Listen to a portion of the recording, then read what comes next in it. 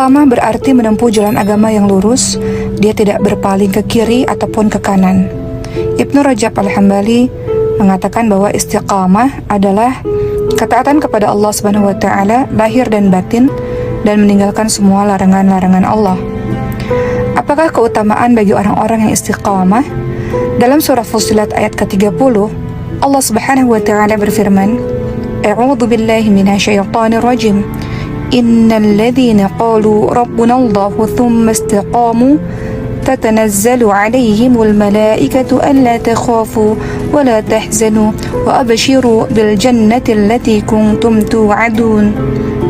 Yang artinya, sesungguhnya orang-orang yang mengatakan Rabb kami adalah Allah Subhanahu wa taala, kemudian mereka istiqamah pada pendirian mereka, maka malaikat akan turun kepada mereka dengan mengatakan, janganlah kamu merasa takut dan janganlah kamu merasa sedih, dan bergembiralah kamu dengan memperoleh syurga yang telah dijanjikan Allah kepadamu.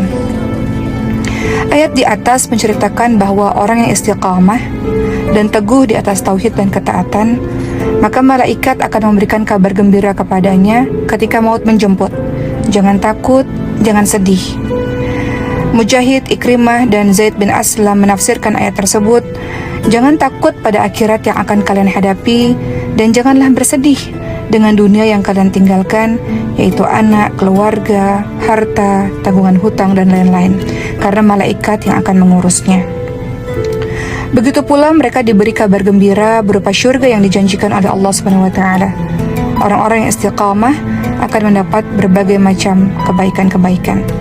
Inilah yang menunjukkan keutamaan seseorang yang istiqamah. Dalam ayat lain, surah Al-Ahqaf ayat ke-13 sampai 14, Allah Subhanahu wa taala berfirman, A'udzu billahi minasyaitonir rajim.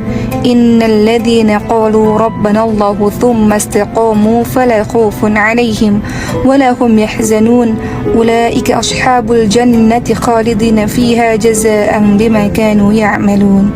Sesungguhnya orang-orang yang mengatakan Rabb kami adalah Allah, kemudian mereka tetap istiqamah, maka tidak ada kekhawatiran terhadap mereka, dan tidak pula mereka berduka cita.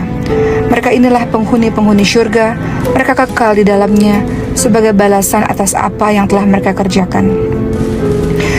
Dari Abu Amr Sufyan bin Abdullah, beliau berkata, wahai Rasulullah, ajarkan kepadaku dalam agama Islam ini ucapan yang mencakup seluruh perkara Islam sehingga aku tidak perlu bertanya lagi tentang hal ini kepada orang lain setelahmu. Maka Rasulullah SAW menjawab, katakanlah, aku beriman kepada Allah, kemudian istiqamah dalam ucapan itu. Maka apa-apa saja yang harus kita lakukan agar kita tetap istiqamah? Pertama, memahami dan mengamalkan dua kalimat syahadat dengan baik dan benar. Dalam surah Ibrahim ayat 27, Allah Subhanahu wa taala berfirman, A'udzu billahi minasyaitonir rajim. Yuthabbitullahu alladhina amanu bil qawli tsabiti fil hayatid dunya wa fil akhirah. Wa yudhillullahu adh-dhalimin wa yaf'alullahu ma yasha'. Yang artinya, Allah meneguhkan iman orang-orang yang beriman dengan ucapan yang teguh itu dalam kehidupan di dunia dan akhirat. Dan Allah menyesatkan orang-orang yang lalim dan memperbuat apa yang Dia kehendaki. Qatadah mengatakan, yang dimaksud Allah meneguhkan orang beriman di dunia adalah dengan meneguhkan mereka dalam kebaikan dan amalan saleh. Sedangkan di akhirat, mereka akan diteguhkan di kubur ketika menjawab perkataan atau pertanyaan dari malaikat Munkar dan Nakir.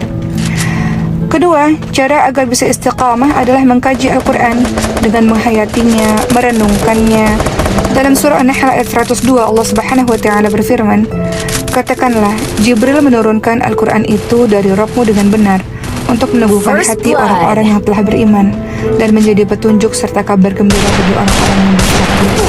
Oleh karena itu, Al-Quran diturunkan secara berangsur-angsur untuk meneguhkan hati Rasulullah SAW, sebagaimana dalam surah Al-Furqan ayat 32 Allah Subhanahu wa taala berfirman yang artinya, berkatalah orang-orang yang kafir, mengapa Al-Quran itu tidak diturunkan kepadanya sekali turun saja? Demikianlah supaya kami perkuat hatimu dengannya dan kami membacanya secara tartil, teratur dan benar. Dalam surah Fussilat ayat 44, Allah Subhanahu wa taala berfirman, "Huwalilladzina amanu hudaw wa shifa." Al-Quran adalah petunjuk dan penawar bagi orang-orang yang beriman. Ketiga, cara agar bisa istiqamah adalah berkomitmen dalam menjalankan syariat Allah Subhanahu wa taala. Hadis dari Aisyah radhiyallahu anha, beliau mengatakan bahwa Rasulullah sallallahu alaihi wasallam bersabda, amalan yang paling dicintai oleh Allah adalah amalan yang kontinu walaupun sedikit.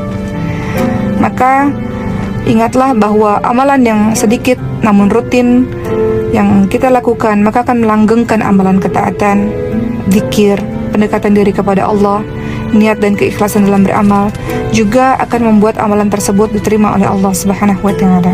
Dari Abdullah bin Amr bin Al-As radhiyallahu anhu yang mengatakan bahwa Rasulullah sallallahu alaihi wasallam berkata kepadanya, "Wahai Abdullah, janganlah engkau seperti si fulan.